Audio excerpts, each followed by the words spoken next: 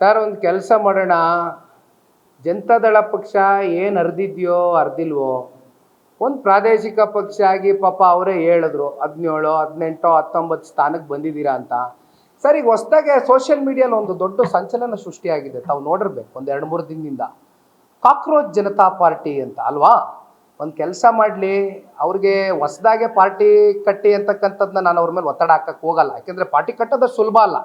ಅದು ಮಾನ್ಯ ಮುಖ್ಯಮಂತ್ರಿಗಳು ಕೇಳಿದ್ರು ಕೂಡ ಬಹುಶಃ ಅವರೇ ಉತ್ತರ ಕೊಡ್ತಾರೆ. ಅದಕ್ಕೆ ಪಾರ್ಟಿ ಕಟ್ಟಿ ಚುನಾವಣೆ ಟೈಮಲ್ಲಿ ಅದನ್ನು ಬಿಟ್ಟು ಹೋಗಿ ಇನ್ನೊಂದು ಪಾರ್ಟಿಗೆ ಜಾಯ್ನ್ ಆದಂಥದ್ದು ಮಾನ್ಯ ಮುಖ್ಯಮಂತ್ರಿಗಳು. ಪಾಪ ಅವ್ರ ಬಗ್ಗೆ ಈಗ ಚರ್ಚೆ ಬೇಡ. ಈಗ ಇಲ್ಲಿರ್ತಕ್ಕಂಥ ಪ್ರಶ್ನೆ ಒಂದೇ, ಕಾಕ್ರೋಚ್ ಪಾರ್ಟಿ ಅಂತ ಹುಟ್ಟಿದೆಯಲ್ಲ, ಸೋಷಿಯಲ್ ಮೀಡಿಯಾ ಇವತ್ತೇನು ಭಾಳ ಒಂದು ದೊಡ್ಡ ಮಟ್ಟದಲ್ಲಿ ಸಂಚಲನ ಸೃಷ್ಟಿಯಾಗಿದೆ. ಹೆಂಗಿದ್ರು INDA ಮಿತ್ರಕೂಟದಿಂದ ಆಚೆ ಬಂದಾಯಿತು, ಹೊರಗಡೆ ಬಂದಾಯಿತು, ಹೆಜ್ಜೆ ಇಟ್ಟಾಯಿತು. ಅಲ್ಲೆಲ್ಲೋ ತಮಿಳ್ನಾಡಿನಲ್ಲಿ DMK ಜೊತೆಗೆ ಕೈ ಜೋಡಿಸಿದ್ರಿಂದ ಹೆಂಗೋ ಒಂದು 5 ಸೀಟು ಗೆದ್ಕೊಂಡು ಗೌರವ ಉಳಿಸ್ಕೊಂಡ್ರು ಪಾಪ. ಈಗ ಕೊನೆಗೆ ಅವ್ರಿಗೂ ಚೂರಿ ಚುಚ್ಚಿ ಅಲ್ಲಿ TVK ಜೊತೆ ಸೇರ್ಕೊಂಡಾಯ್ತು, ಅದರಿಂದ ಹೊರಗಡೆ ಹಾಕಾಯ್ತು ಅವ್ರನ್ನ, ಹೌದಲ್ವಾ. ಒಂದು ಕೆಲಸ ಮಾಡೋಣ, ಪ್ರಾದೇಶಿಕ ಪಕ್ಷ ಕಟ್ಟಿ ಅಂತ ಆ ಒತ್ತಡಕ್ಕೆ ನಾನು DCM ಅವ್ರನ್ನ ಸಿಕ್ಸೋದಿಲ್ಲ. ಕಾಕ್ರೋಚ್ ಪಾರ್ಟಿಗೆ ಅಧ್ಯಕ್ಷ ಆಗ್ಬಿಡ್ಲಿ.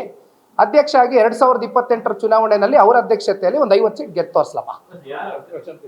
ಯಾರು? DCM ಅವರು ಕಾಕ್ರೋಚ್ ಪಾರ್ಟಿಗೆ ಅಧ್ಯಕ್ಷ ಆಗಿ ಅಲ್ಲ ಬಿಡ್ಲಿ ಸರ್. ನಮ್ಗೆ ಕೇಳಿದ್ರಲ್ಲ, ಪ್ರಾದೇಶಿಕ ಪಕ್ಷ 17 ಸೀಟು, 1 ಸೀಟು, 2 ಸೀಟು ಅಂತಾರಲ್ಲ. ಈಗ ಅವ್ರಿಗೆ ಯಾಕೆ ಒತ್ತಡ? ಒಂದು ಪ್ರಾದೇಶಿಕ ಪಕ್ಷ ಸಪ್ರೇಟ್ ಆಗಿ ಯಾಕೆ ಕಟ್ಟಿ ಅನ್ನೋದು ಒಂದು ಸಂಚಲನ ಸೃಷ್ಟಿಯಾಗಿದೆಯಲ್ಲ. ಯಾಕೆ ಇದು ಹೇಳ್ತಾ ಇದ್ದೀನಿ ಗೊತ್ತಾ? ನಿನ್ನೆ ಫ್ರೀಡಮ್ ಪಾರ್ಕಲ್ಲಿ ನಿಂತ್ಕೊಂಡು ಮಾನ್ಯ ಮುಖ್ಯಮಂತ್ರಿಗಳು I am ಕಾಕ್ರೋಚ್ ಅಂತ ಟಿ ಶರ್ಟ್ ಬಿಡುಗಡೆ ಮಾಡ್ತಾರೆ ಸರ್.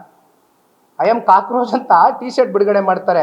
ಸೊ ಎಂಥ ದುರಂತ ಅಂದರೆ ಕಾಂಗ್ರೆಸ್ ಪಕ್ಷದ್ದು ಸೋಷಿಯಲ್ ಮೀಡಿಯಲ್ಲಿ ಆಗಿರ್ತಕ್ಕಂಥ ಒಂದು ಸಂಚಲನ ಏನಿದೆ, ಅದು ಏನು ಎತ್ತ ಆಳ ಅಗಲ ಡೀಪ್ ಅನಾಲಿಸಿಸ್ ಮಾಡ್ದಿರಾ ಹೋಗಿ ಆ ಟಿ ಶರ್ಟ್ ಇಟ್ಕೊಂಡು ನಿಂತ್ಕೋತಾರೆ ಅಂದರೆ, ಅಲ್ಲಿ INDA ಮಿತ್ರಕೂಟದಿಂದ ಹೊರಗಡೆ ಹಾಕಿದ್ಮೇಲೆ ಇನ್ಯಾವ ಹೀನಾಮಾನದ ಸ್ಥಿತಿ ಕಾಂಗ್ರೆಸ್ನವ್ರು ಬಂದ್ಬಿಟ್ಟಿದ್ದಾರೆ ಅಂತ ಪಾಪ ನಾನು ನೋಡಿದ್ರೆ ಅವ್ರ ಪರವಾಗಿ ನನಗೆ ಆತಂಕ ಆಗ್ತದೆ.